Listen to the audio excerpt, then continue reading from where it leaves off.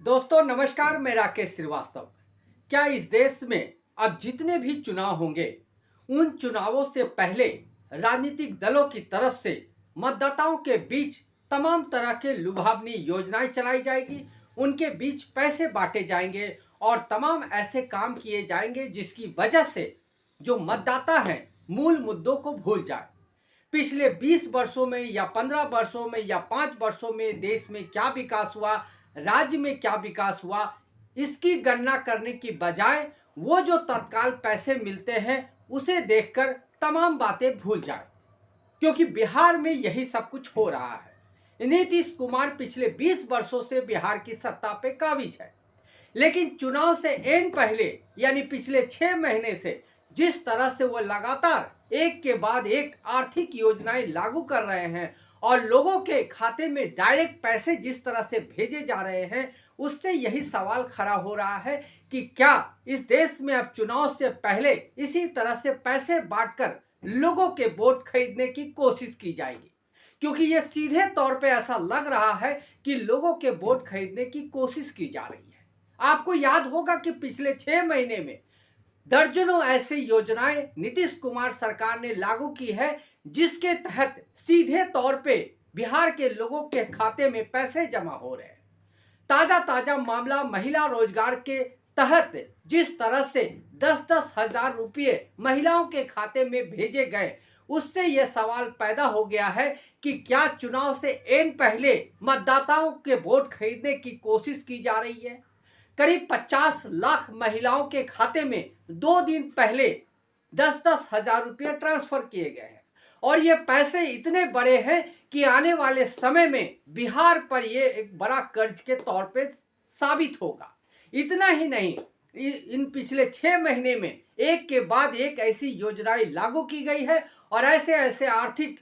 प्रबंधन किए गए हैं जिससे ऐसा लगता है कि वोट चोरी के मुद्दे को लेकर राहुल गांधी ने जो बिहार में माहौल बनाया था, उसकी काट निकालने के लिए नीतीश कुमार ने अब सीधे पैसे बांटना शुरू कर दिया है। आपको बता दें कि बिहार में जो पेंशन योजना चलाई जाती है, जिसमें बुजुर्ग, विधवा महिला और जो दिव्यांग लोग हैं उन्हें पहले 400 रुपये दिए जाते थे, अब उनकी रकम बढ़ाकर 1100 रुपये कर दिया गया। इतना ही नहीं, जो पत्रकारों को पहले एक पेंशन टाइप से मिलता था उसे 15,000 रुपया मासिक कर दिया गया है। इसके अलावा जो श्रमिक वर्ग है उनको वस्त्र खरीदने के लिए यानी गणवेश खरीदने के लिए 5-5 हजार रुपये ट्रांसफर किए गए हैं। आप समझ लीजिए कि बिहार में ऐसी कौन सी कंपनी है जहां पर गणवेश का इस्तेमाल होता है। ये सीधे तौर पे लोगों के हाथ में पैसे पहुंचाने का एक सीधा रास्ता अपनाया गया और 5-5 हजार रुपये दे दिए गए। महिला रोजगार योजना के तहत अगर महिलाओं ने जो 10 हजार रुपये रोजगार के तौर पे उन्हें मिल रहे हैं, अगर 6 महीने तक अच्छे से काम किया तो उन्हें फिर 6 महीने के बाद 2-2 लाख रुपये मिलेंगे। निश्चित रूप से महिलाओं के हाथ में पैसे आने से उनके हाथ मजबूत होंगे। लेकिन सवाल ये उठ रहा है कि पिछले 5 वर्षों से नीतीश कुमार सरकार चला रहे हैं, लेकिन एन चुनाव से पहले ही उन्हें पैसे बांटने की याद क्यों आई? क्यों नहीं इससे पहले ही उन्होंने महिलाओं के हाथ को मजबूत करने का कोशिश किया? इसका सीधा सा मतलब है कि एन चुनाव से पहले पैसे बांटकर मतदाताओं के वोट खरीदने की कोशिश की जा रही है। एक नहीं बल्कि सैकड़ों ऐसे योजनाएं पिछले कुछ समय में लागू की गई है जिसका कोई सिर पैर नहीं है और जिसकी वजह से बिहार पर अतिरिक्त बोझ बढ़ रहा है। लेकिन नीतीश कुमार सरकार को इससे कोई फर्क नहीं पड़ता है, क्योंकि नीतीश कुमार को वोट चोरी के खिलाफ जो माहौल बना है, जो राहुल गांधी ने वोट चोरी को लेकर माहौल बनाया है, उसकी काट ढूंढने के लिए अब सीधे तौर पे पैसे बांटने से ज्यादा कुछ भी नजर नहीं आ रहा है। इसलिए वो लगातार ऐसी ऐसी योजनाओं का शिलान्यास कर रहे हैं जिसकी पहले कोई चर्चा तक नहीं थी और अब सीधे तौर पे पैसे बांटे जा रहे हैं। एक तरफ तो ये हो गया और दूसरी तरफ जो बिहार की पॉलिटिक्स है वो अपने दूसरे एंगल पे पहुंच चुकी है। बिहार में जातिगत मतगणना की बात कर ले या जातिगत जो वोटिंग की बात कर ले तो यहाँ पर 40 ऐसी सीटें हैं जो सीधे तौर पे वोट को प्रभावित करती है। यानी 40 ऐसी सीटें हैं जो अनुसूचित जाति और जनजाति के दायरे में आती है और इन 40 में से इससे पहले के जो 2020 में चुनाव हुए थे उसमें 21 सीटों पे एनडीए ने जीत हासिल की थी, जबकि 17 पे महागठबंधन को जीत मिली थी। इस बार अब नीतीश कुमार का ये पूरा प्रयास है कि पैसे बांटकर लोगों को विकास के बजाय पैसे के लोभ में फंसाकर और जो वोट चोरी का मुद्दा गरमाया है उससे डाइवर्ट करके सीधे तौर पे जो अनुसूचित जाति है या पिछड़ा वर्ग है उनके वोट को अपनी तरफ खींचा जाए। इसी वजह से ये लगातार प्रयास कर रहे हैं और इसकी जिम्मेदारी एनडीए की तरफ से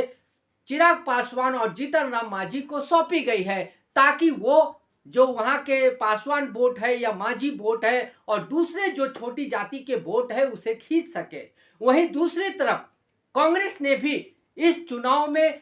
समझ लिया है कि उसे पिछड़ी जातियों का जो वोट है वो जरूर चाहिए, क्योंकि बिहार में पिछड़ी जातियों का जो वोटों का समीकरण है वो कई मायने में महत्वपूर्ण है। 40 सीटों में से 17 सीटें जीतने वाली महागठबंधन के लिए ये जरूरी है कि वो अधिकांश पिछड़े वर्ग के सीटों को जीते और तभी वो इस चुनाव में कोई खेल कर सकती है। इसी वजह से कांग्रेस ने अपने प्रदेश अध्यक्ष, जो पुराने प्रदेश अध्यक्ष है, उसको बदलकर राजेश राम को वहां का प्रदेश अध्यक्ष बनाया है। राजेश राम जो रविदास कम्युनिटी है उससे आते हैं और रविदास कम्युनिटी की जो आबादी है बिहार में वो करीब 31% है। इसके बाद पासवान की जो जनसंख्या है वो 30% के हिसाब से है और जब मांझी की जो जनसंख्या है वो 14% है। कहा जाता है कि जो रविदास कम्युनिटी है उसका बिहार के हर सीट में अपना दबदबा है, वो जितने भी सीट है उसमें चुनाव जीतने और हराने की ताकत रखते हैं, लेकिन 40 ऐसी सीटें हैं जहां पर उनका खास वर्चस्व है। इसी वजह से राजेश राम को प्रदेश अध्यक्ष बनाकर राहुल गांधी, खास करके कांग्रेस ने बिहार में जो अनुसूचित जाति के वोट है, जो पिछड़े जाति के वोट है, उसे साधने की कोशिश की है।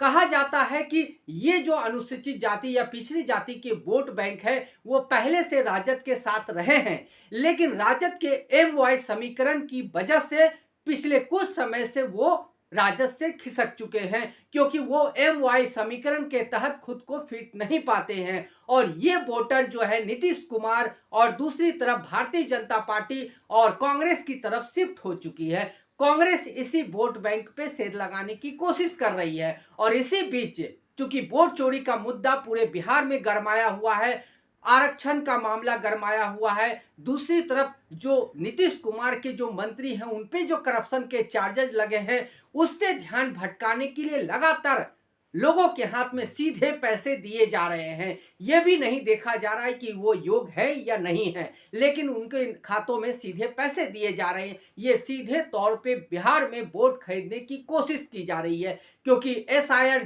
जब से लागू हुआ है बिहार में मतदाताओं का जो एक रोष है, एक जो गुस्सा है, वो चुनाव आयोग और केंद्र सरकार और मौजूदा सरकार के खिलाफ है, क्योंकि मौजूदा सरकार के नीतीश कुमार ने एसआईआर का किसी भी तरह से विरोध नहीं किया था, जबकि 65 लाख लोगों के नाम एसआईआर के तहत वोटर लिस्ट से काट दिए गए। इसकी वजह से जो एक आम मतदाता है उनके मन में नीतीश कुमार सरकार को लेकर गुस्सा है, लेकिन नीतीश कुमार इसी गुस्से को खत्म करने के लिए और इसी से ध्यान भटकाने के लिए लगातार ऐसी आर्थिक योजनाएं लागू कर रहे हैं और लगातार लोगों के हाथों में पैसे पहुंचा रहे हैं, ताकि लोग इस दर्द को भूल सके, वो अपने जो नाम कट चुके हैं वो भूल जाए, वोट चोरी का जो मुद्दा है वो भूल जाए और पिछले 20 सालों में बिहार में जो विकास की जो वो रफ्तार होनी चाहिए वो नहीं पकड़ी है उसे भूल जाए। क्योंकि बिहार में आज भी पलायन एक बड़ा मुद्दा है, शिक्षा एक बड़ा मुद्दा है, रोजगार एक बड़ा मुद्दा है।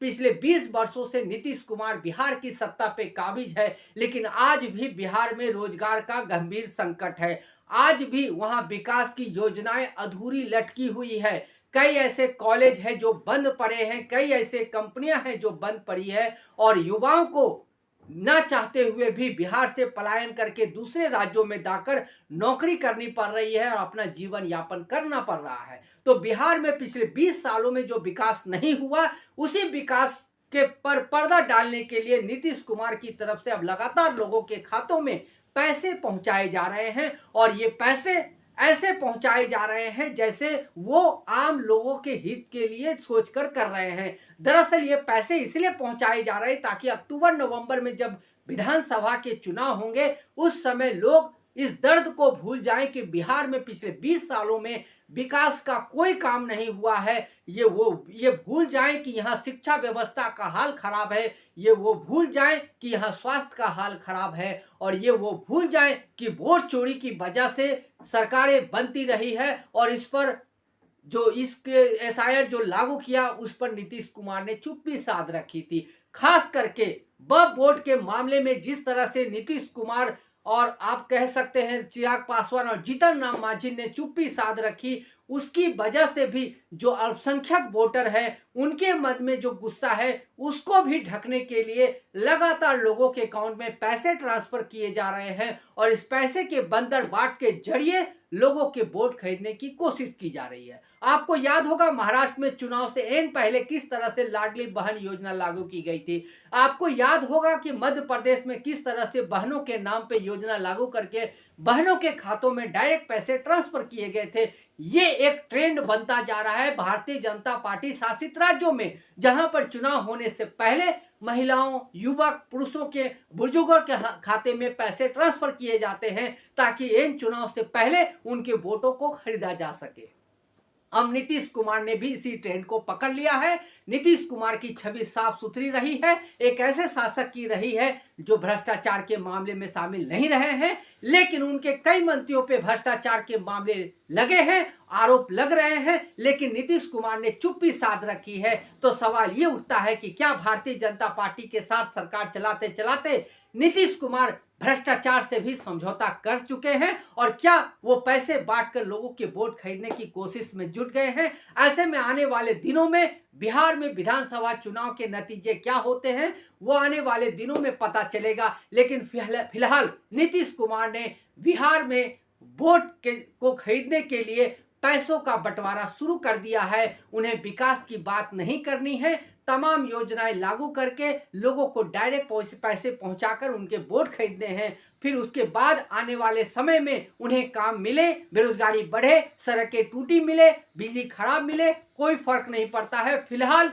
पैसे लीजिए और आप वोट दे दीजिए। नीतीश कुमार का काम इतना ही रह गया है। आज के लिए बस इतना ही। अगर आप हमारे श्रोता हैं तो आप हमें जरूर लाइक और सब्सक्राइब करें। तब तक के लिए नमस्कार।